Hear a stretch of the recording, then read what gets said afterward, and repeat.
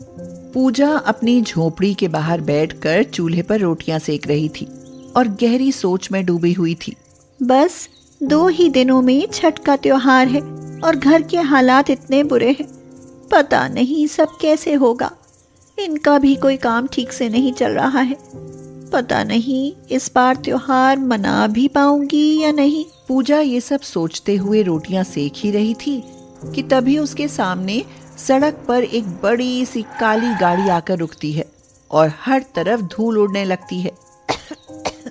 अरे अरे ये क्या भला, गांव में इतनी लंबी गाड़ी से कौन आया? कितनी धूल उड़ा दी। उफ। गाड़ी में से शीला अपने पति विराज के साथ निकलती है। उफ, कितनी धूल मिट्टी है यहाँ। हम कैसे रहेंगे जी 4 दिन इस गांव में? मेरी तो सारी स्किन ही खराब हो जाएगी। अरे शीला, अब माँ ने कहा था कि छठ पूजा के लिए गांव आना है, तो मतलब आना ही था। अब तुम्हें ये सब तो झेलना ही पड़ेगा ना। और फिर मेरे लिए तुम इतना सा भी नहीं सह सकती हो? हाँ, मैं समझ गई हूँ कि 4 दिन में मेरी स्किन की ऐसी तैसी होने वाली है, और सब कुछ इस छठ के चक्कर में। अरे आज के जमाने में कौन ये सब मानता है? माँ मानती है शीला, इसलिए हमें भी मानना पड़ेगा ना। दूर चूल्हे के सामने बैठी पूजा को शीला को देखकर बड़ी चिढ़ होती है। हाँ, देखो कैसे पूजा का अपमान कर रही है ये। इसीलिए मुझे ये शहर की औरतें बिल्कुल नहीं पसंद। शायद ये बीनू काका की बहू है। हाँ, वो बेचारी बहुत बूढ़ी हो गई है ना, इसीलिए इसको बुलाया होगा। मगर ये शहरी बिल्ली भला क्या ही पूजा कर पाएगी। पूजा शीला को देखकर पहले ही चिढ़ जाती है और मुंह बनाकर झोपड़ी के अंदर चली जाती है। ये देखकर शीला विराज से कहती है, अरे अरे, आपने देखा, वो औरत मुझे देखकर मुंह बनाकर चली गई। हाँ, ये सब गांव की औरतें तो ऐसी ही होती हैं, नकचड़ी सी। अरे तुम्हें उससे क्या लेना देना शीला, तुम अंदर चलो ना, माँ इंतजार कर रही होगी। अच्छा ठीक है, चलिए। शीला और विराज घर के अंदर चले जाते हैं, जहाँ विराज की माँ बीनू खटिया पर बैठी थी। अरे बच्चों, आ गए तुम दोनों। प्रणाम माँ जी। खुश रहो बहू, खुश रहो। माँ कैसी हो तुम? क्या बताऊं बेटा, कुछ तबीयत ठीक सी नहीं लगती और 2 दिन में छठ है। इस बार मैं तो व्रत नहीं कर पाऊंगी, इसीलिए मैंने बहू को बुलवा लिया। कम से कम शीला ही उसे पूरे विधि विधान से कर देगी। क्या? मगर माँ जी, मुझे तो छठ के व्रत के बारे में कुछ भी नहीं पता। मैंने पहले कभी ये रखा भी नहीं, मैं ये कैसे करूंगी? हाँ बहू, मैं जानती हूँ। अरे मगर तुम चिंता मत करो, ये अपने पड़ोस में पूजा बिटिया रहती है, उसे सब आता है। वो हर साल ही ये छठी मैया का व्रत रखती है, तो तुम उसके पास चली जाओ और सब विधि विधान जान लो। क्या? वो पड़ोस वाली औरत? अरे ना, वो तो मुझे बड़े अजीब ढंग से देख रही थी। मैं उसके पास जाने से रही। हाँ। क्या? अरे शीला, पूजा बहुत अच्छी है, एक बार उसके पास जाओ तो सही। अब मैं चल फिर सकती तो मैं ही सब पूजा करवा देती, मगर मेरी तबीयत ठीक नहीं ना। उफ़ो माँ जी, आपने तो फिर से मुझे इमोशनल ब्लैकमेल करना शुरू कर दिया। अच्छा ठीक है, मैं शाम को उसके घर चली जाऊंगी। अब तो आप खुश हैं ना? ये हुई ना बात। चलो अच्छा बच्चों, अब खाना खा लो। मैंने तुम दोनों के लिए साग रोटी बनाई है। अरे वाह, मेरी मनपसंद साग रोटी। पर माँ, तुमने तो बहुत मेहनत कर दी। अरे तो अपने बच्चों के लिए क्या मैं इतना भी नहीं कर सकती? चलो दोनों अच्छे से खाओ। विराज शीला दोनों बैठकर खाना खाते हैं और शाम को शीला पड़ोस में पूजा के घर पहुंच जाती है।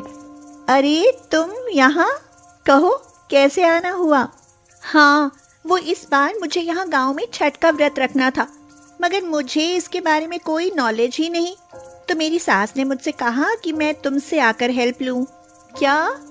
ये बीनू काकी भी ना अपनी मुसीबतें मेरे सिर डाल रही हैं, और तुमको छठ पूजा के बारे में सब समझाते समझाते व्रत के सारे दिन ही निकल जाएंगे। हाँ। पूजा ने बहुत रूखे मन से शीला को जवाब दिया और इससे शीला को बहुत गुस्सा आया। उसने भी चिढ़ते हुए जवाब दिया, अरे अरे, मैं शहर की हूँ तो क्या हुआ? तुमने क्या मुझे इतना बेवकूफ समझा है? मैं भी चुटकियों में सब सीख सकती हूँ। हाँ। अच्छा, क्या सच में? तो ठीक है फिर। परसों सुबह सुबह 5 बजे उठ जाना और नहा धोकर यहाँ आ जाना। क्या? सुबह सुबह 5 बजे? इतनी जल्दी? हाँ, सुबह ठीक 5 बजे, वो भी नहा धोकर। फिर हम साथ में ठेकुआ और खाजा बनाएंगे व्रत के लिए। लेकिन हाँ, उससे पहले हमें ठेकुआ बनाने के लिए चक्की में गेहूं भी खुद ही पीसना होगा। शीला को ये सब सुनने में बड़ा ही अजीब लग रहा था, मगर वो कर भी क्या सकती थी। हाँ हाँ ठीक है, आ जाऊंगी, एकदम समय पर आ जाऊंगी। अब मैं जा रही हूँ। ठीक है, देखती हूँ कि कितना समय से आओगी। एक पूरा दिन तो शीला यही सोचने में बिता देती है कि वो सुबह इतना जल्दी कैसे उठेगी और ये 2 दिन का कठिन निर्जला व्रत कैसे रखेगी। हे भगवान, शहर में तो मैं जल्दी से जल्दी भी 9 बजे तक उठ जाती थी, मगर ये 5 बजे उठना, उफ़ो, कैसे होगा? अरे हाँ, एक काम करूंगी, खूब सारे अलार्म लगा लूंगी। एक 4 बजे का, एक 4:15 का, एक 4:20 का, एक 4:30 और हाँ, आखिर में एक 5 का। ऐसा करने से तो मैं जग ही जाऊंगी। फिर क्या था, शीला अपने फोन में इतने सारे अलार्म लगाकर सो जाती है। अगले दिन सुबह सुबह 4 बजे से उसके भयंकर अलार्म बजने शुरू हो जाते हैं। शीला तो गहरी नींद में है, मगर विराज और उसकी माँ बीनू की नींद खराब हो गई। हे भगवान, ये इतने सारे अलार्म किसने लगाए? अरे ये तो शीला के फोन में बज रहे हैं और ये कैसे घोड़े बेचकर सो रही है। इसके चक्कर में मैं उड़ गया। विराज शीला को हिलाते हुए उसे जगाने की कोशिश करता है। अरे शीला उठो, ये तुमने इतने सारे अलार्म क्यों लगाए हैं? अब लगा दिए हैं तो कम से कम उठ तो जाओ। क्या अलार्म? कैसा अलार्म? ओहो ओहो, 5 बज गए। मुझे तो नहा धोकर पूजा के घर जाना था। सही समय पर उठ गई। शीला जल्दी से नहा धोकर पूजा के घर पहुंच जाती है। वहां पूजा भी नहा धोकर साफ कपड़े पहनकर चक्की के पास बैठी। अरे, तुम तो सचमुच आ गई। मुझे तो लगा था तुम उठ भी नहीं पाओगी। हाँ, तुमने शायद मुझे कुछ कम समझा है, मगर मैं एक बार ठान लूं तो कुछ भी कर सकती हूँ। अच्छा, अब बताओ मुझे क्या करना है? हाँ हाँ, आओ आओ, बैठो बैठो। ये लो, ये तो अच्छा है, मेरे पास 2 चक्कियाँ हैं। एक में तुम अपने लिए गेहूं से आटा पीस लो, एक में मैं पीस लेती हूँ। अच्छा, लाओ फिर। शीला पूजा के साथ बैठकर उसे देखते हुए चक्की से आटा पीसने लगती है, मगर कुछ ही देर में उसके हाथ दुख जाते हैं। अरे, अब तो मेरे हाथ दुखने लगे पूजा। मेरा आटा भी तुम ही पीस दो ना, तुम तो कितनी जल्दी जल्दी कर रही हो। अरे, मैं क्यों करूं? और तुम तो कह रही थी कि तुम शहरी लोग कुछ भी कर सकते हो, तो अब तुमसे ये क्यों नहीं हो रहा? हाँ? अरे, तुम तो बड़ी ही बदतमीज हो। भला मेरी थोड़ी मदद करने से तुम्हारा क्या चला जाएगा? थोड़ी देर काम करने के बाद, उफ, मैं ना अभी आई, मुझे बाथरूम जाना है। शीला उठकर वहां से चली जाती है।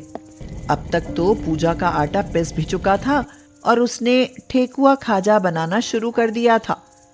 वो शीला की चक्की की तरफ देखकर सोचती है, अरे, इसका तो अभी भी बहुत बचा है और ये ऐसे कछुए की स्पीड से करेगी तो बड़ी देर हो जाएगी। मैं ही इसकी मदद कर देती हूँ, वरना इसके चक्कर में मैं भी बहुत देर तक फंसी रहूंगी। हाँ। पूजा शीला की चक्की के पास आती है और सारा आटा पीस देती है और शीला के लिए भी ठेकुआ खाजा बनाने लगती है। जब शीला थोड़ी देर में वापस आती है तो चौंक जाती है। अरे अरे वाह, सारा काम तो हो गया। ये तो बढ़िया है, शुक्रिया पूजा।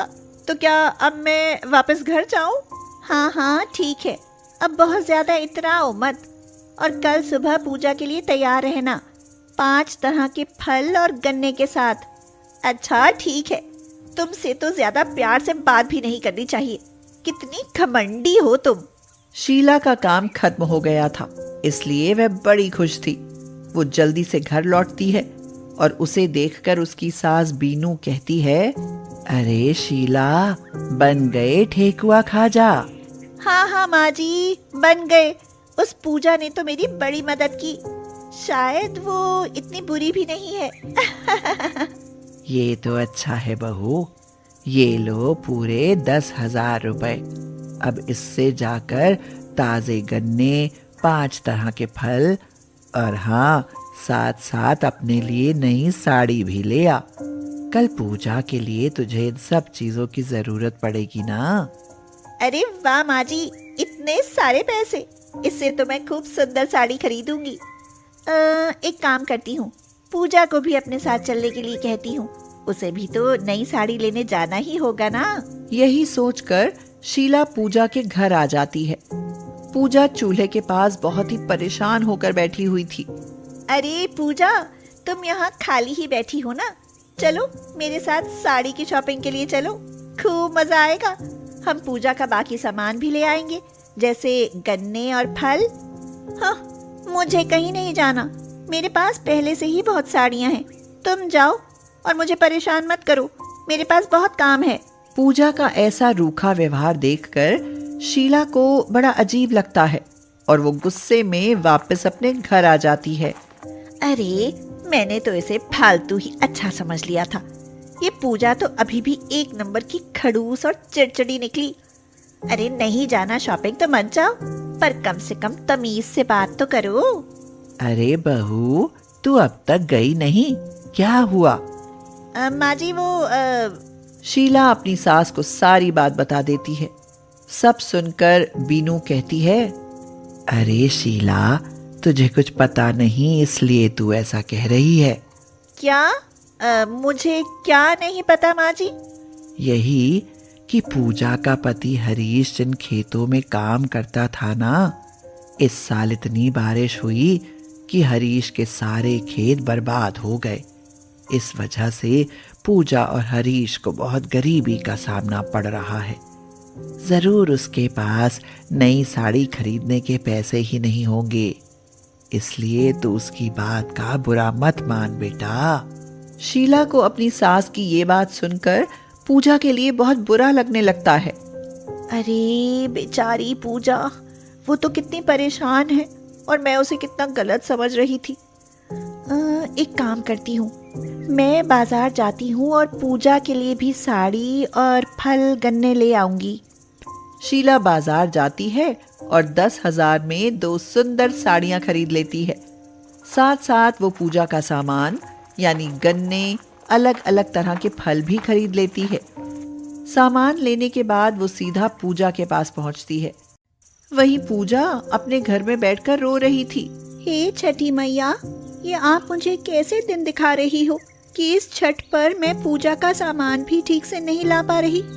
मैंने घर में रखे गेहूं से ठेकुआ खाजा तो किसी तरह बना लिया, लेकिन अब ये 5 तरह के फल कहाँ से कैसे लाऊं? गन्ने तो मैं बिरजू भाई के खेतों से तोड़ लाऊंगी, मगर बाकी सामान। पूजा को इस तरह खुद से बातें करते हुए देखकर पीछे से शीला कहती है, किसी चीज की चिंता करने की जरूरत नहीं है पूजा, क्योंकि देखो मैं सारा सामान पहले ही लेकर आई हूँ। अब सब अच्छा ही होगा। क्या शीला, तुम यहाँ कब आई और ये सब सामान क्यों लाई हो? मैंने तो नहीं मांगा था ना। मैं कब आई वो जरूरी नहीं, मगर मैं आ गई हूँ ये जरूरी है। और साथ में मैं तुम्हारे लिए ये सब पूजा का सामान भी ले आई हूँ। और देखो कितनी सुंदर नई साड़ी भी। मगर मैं तुमसे ये सब कैसे ले सकती हूँ? और ये साड़ी भी कितनी महंगी दिखती है। अरे मुझे नहीं चाहिए, तुम वापस ले जाओ। अरे क्यों नहीं ले सकती? तुमने मुझे ठेकुआ खाजा बनाना सिखाया और तुम ही मुझे व्रत कैसे करना है ये बताने वाली हो। तो बदले में मैं जो कर सकती थी मैंने वो किया। भला इसमें क्या गलत? बात तो तुम्हारी ठीक है शीला, मुझे माफ कर दो। तुम शहरी थी, इसीलिए मैंने शुरू में तुमसे इतना बुरा बर्ताव किया था, मगर शायद तुम इतनी भी बुरी नहीं। हाँ पूजा, इतनी नहीं, सिर्फ थोड़ी बहुत हूँ, लेकिन काम चलाया जा सकता है। क्या तुम भी शीला? चलो, ये त्योहार हमारी नई दोस्ती की शुरुआत भी है। इस बार की छठ पूजा मुझे हमेशा याद रहेगी। दोनों शहरी और गांव की बहुओं की दोस्ती हो जाती है। अगले दिन सुबह सुबह नहा धोकर दोनों बहुएं व्रत रखती हैं और फिर शाम को अच्छे से तैयार होकर शीला और पूजा सारा सामान लेकर नदी के घाट पर पहुंच जाते हैं और छठ पूजा का प्रारंभ करते हैं। दोनों बहुएं और साथ साथ गांव की कुछ और औरतें नदी की तरफ अपनी अपनी टोकरी लेकर जा रही हैं और साथ में उनके पति भी हैं। फिर सब औरतें नदी के किनारे पानी के अंदर जाकर अर्घ देती हैं। साथ में बीनू और दोनों बहुओं के पति भी मौजूद थे।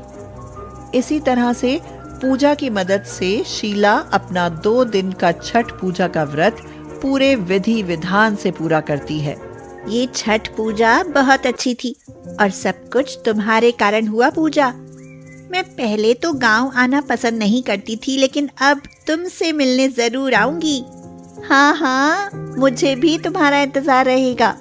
बस छठी मैया अगर हमारी सब समस्याएं भी खत्म कर दें तो हम भी शहर आएंगे तुमसे मिलने।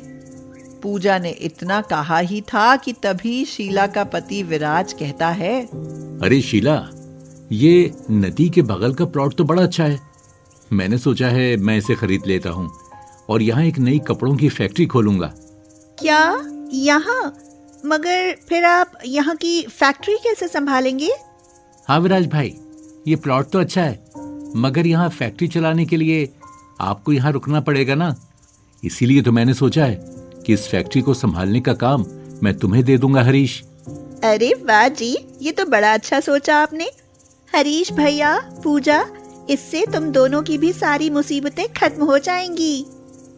क्या?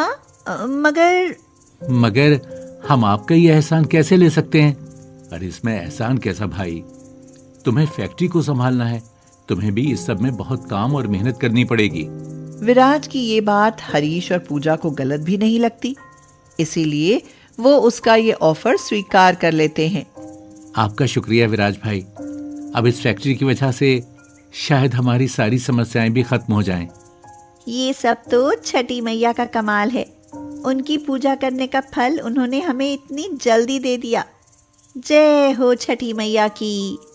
सब एक साथ कहते हैं, जय हो छठी मैया की, जय हो छठी मैया की।